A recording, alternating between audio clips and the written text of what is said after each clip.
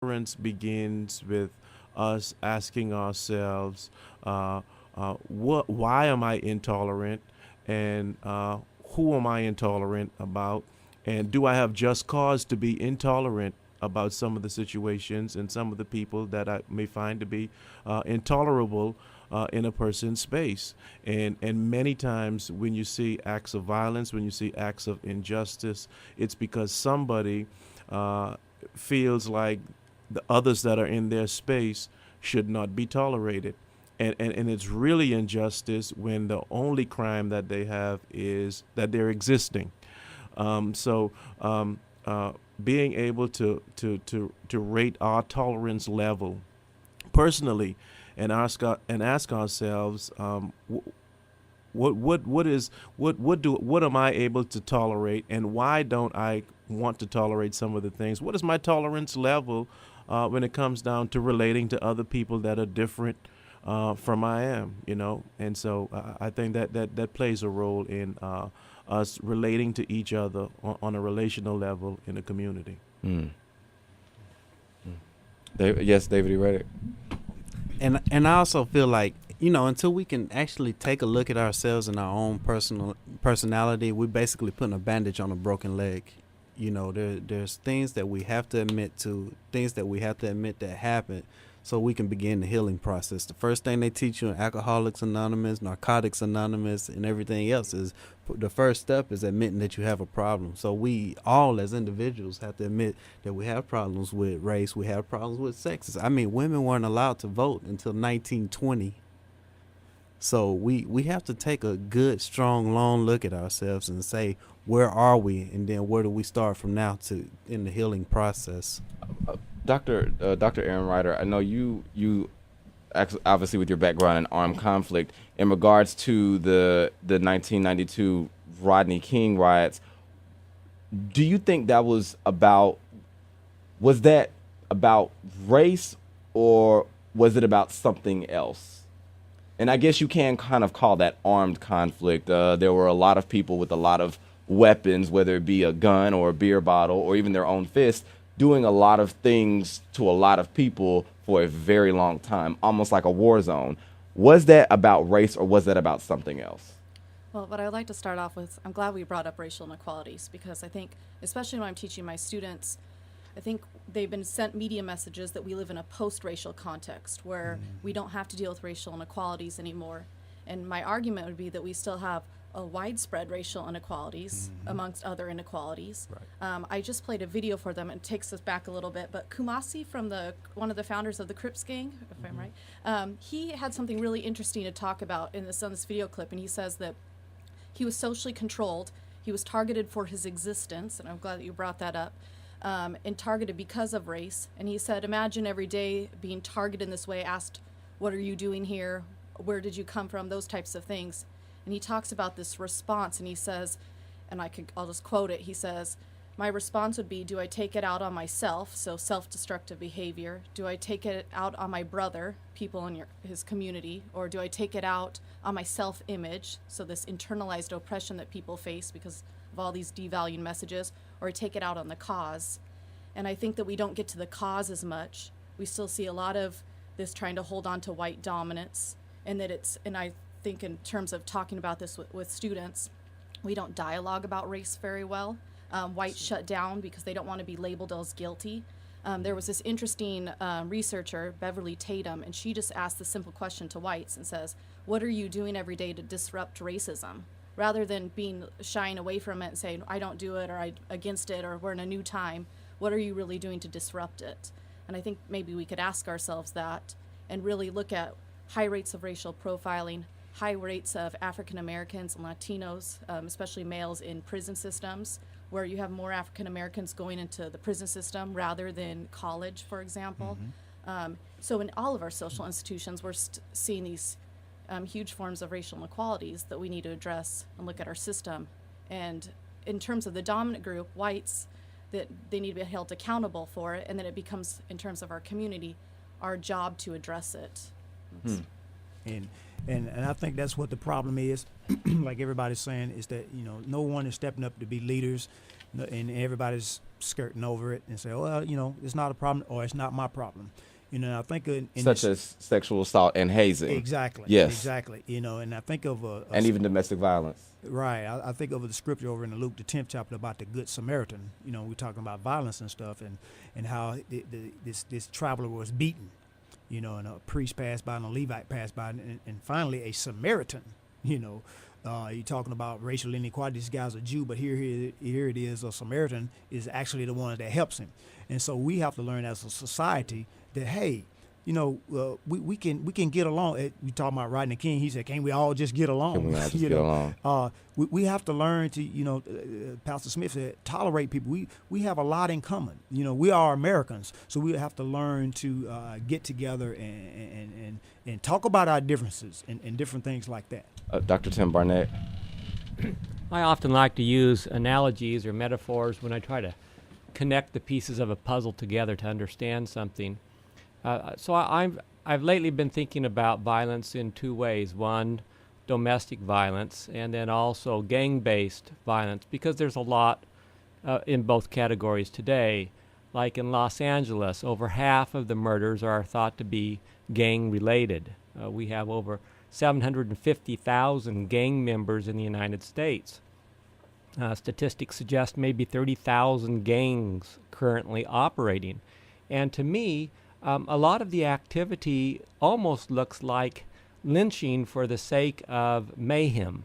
The whole idea behind lynching is there's an unjust bias that results in a killing of a person without any trial. And I think in a lot of the gang areas, this kind of killing provides a certain sense of wildness and accomplishment and fulfillment, exit from boredom when people feel like they can't make progress, maybe financially or through the establishment system.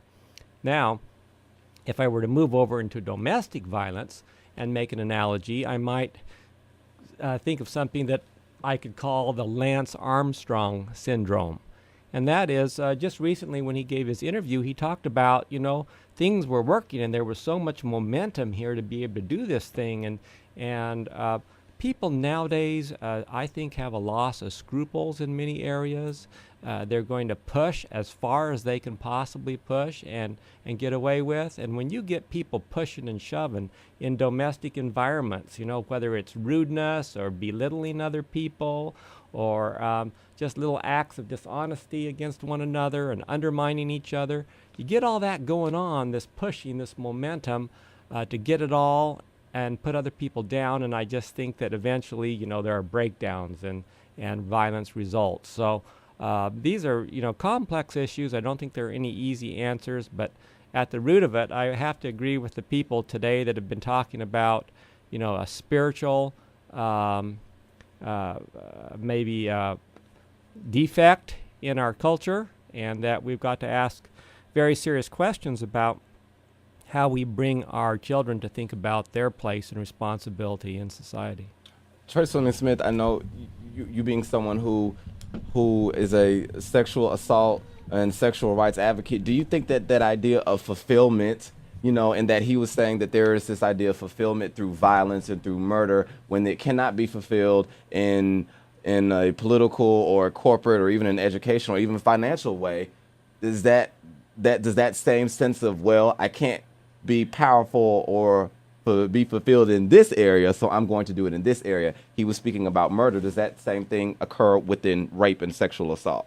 Well, I think if you're dealing with rape, if you're dealing with sexual assault, you're dealing with domestic violence or dating violence or even child abuse, the core of all of those issues are about power and control. That's the common denominator. You're going to see that same concept in each one of those types of crimes, so power and control. So I think whether you're dealing with a gang-related situation or you're dealing with or the crimes that for the victims that I work with, it's going to be about that. It's about one person taking power away from someone else in order to control them. And they want to control the way somebody thinks, they feel, or they act to get them to act the way they want them to. And they're going to use, in the case of sexual assault, sex as a weapon.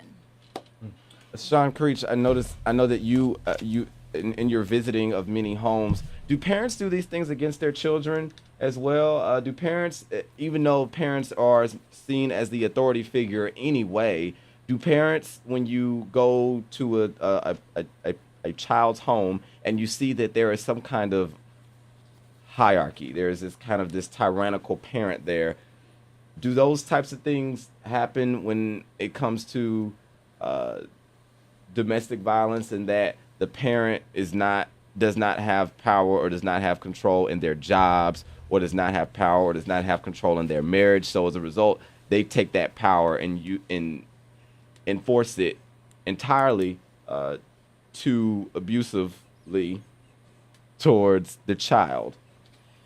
I think that, one of the worst things that we ever did as a society was the stranger danger. The majority of the victims were perpetrated on people that they knew.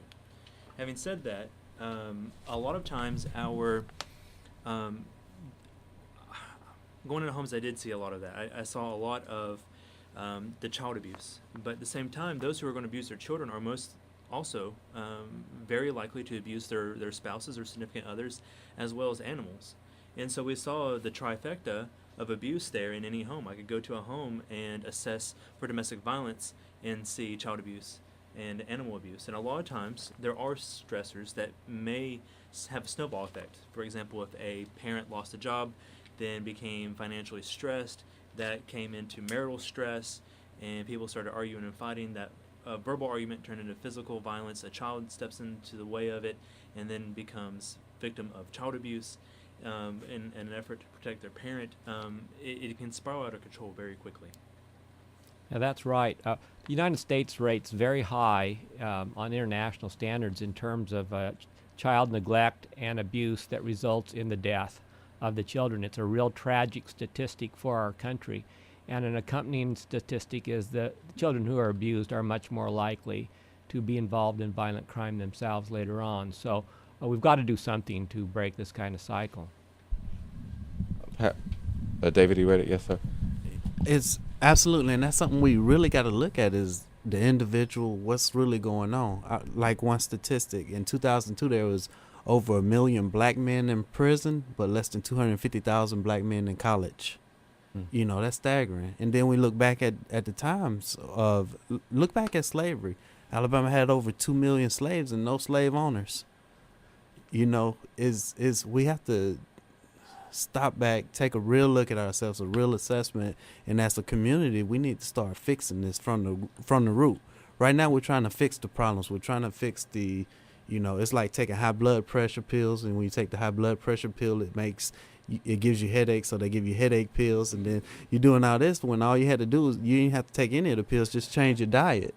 We're, like I said, we're putting a bandage on a broken leg and trying to let it set itself. We got to really go back and look at what's going on. Pastor Fred Smith. And I think to add to the conversation also, I think what we've seen over the last probably 30 years is a great change of what we know to be roles in society. We talked about Trace talked about the entrance of power and how it plays as one of the motivating factors for some of the deviant acts that take place. But we see that in our society, roles are constantly changing. 30 or 40 years ago, our parents, their roles were so clearly defined that the white picket fence, as far as mom stayed at home, dad went to work, dad came home, dinner was ready, and mom spent a little bit of time with dad went to sleep, mom put the kids to bed, kids got up, went to school. And so those roles were clearly defined. Mom knew exactly what her role was. Dad knew his role was a provider. Mom was a homemaker. The children where they were supposed to be kids that grew up in the home. But now here you have the introduction of new and also evolving roles to where now that's not the same stereotype that you can place on women. Women are professionals. Women are very intelligent. Women have all of the skill sets to be able to be contributing members in our society. So that's not a stereotypical role that you would go from woman to woman, that you would say, well, okay, I know that when I meet, and we're talking about domestic violence, I know that when I meet this lady, this is the role that she's going to play in our home and in our life, because the roles have changed. But one thing that has not changed is that men know that on some level, if the role is not working properly,